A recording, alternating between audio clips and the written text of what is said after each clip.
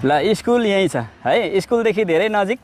अब Asian highway विश्वको त नभनौँ, एसियाको सबैभन्दा ठुलो हाइवे होला सायद। एसियन सार्कास्ट्राले जोड्ने बाटो होइन त यो? भुटान बङ्गलादेश हुँदै यता इन्डिया हुँदै नेपाल जोडेको होइन यो एसियन हाइवे भनेको? एसियन हाइवेदेखि जम्मा यो स्कुलदेखि उँधोपट्टि एसियन हाइवे हो। गछियाको पुल वारिपट्टि माथिल्लो साइडमा यो 20 फुटे बाटोले छोको यो 10 दूर घडेरी बिक्रीमा आएको छ।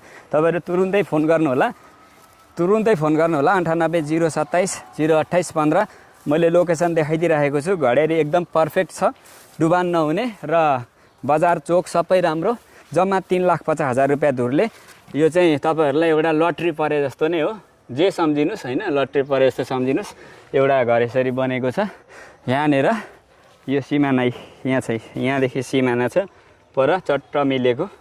मैले माथिबाट पनि देखाइदिएको छु भ्यू। उँभो केराबारी जाने बाटो बबाल दामी बनेको छ। त्यही नै हो। फोन गर्नु होला 98 027 028 15। जग्गा धनीको नम्बर डिटेलमा राखिदिएको छु, हेर्नु होला, कल गर्नु होला, बुकिङ गरिहाल्नु होला। जम्मा 3,50,000 रुपियाँ धुरले त यहाँ त नि 3,50,000ले त नि लगभग 2 किलोमिटर माथि मात्रै पाउँछ। यहाँ चाहिँ अब समस्या परेर त्यसरी दिन खोज्नुभएको हो। मान्छेलाई समस्या परेपछि जे पनि मूल्य चुकाउन तयार हुनुपर्छ भन्ने योले एउटा उदाहरण आउँछ क्या।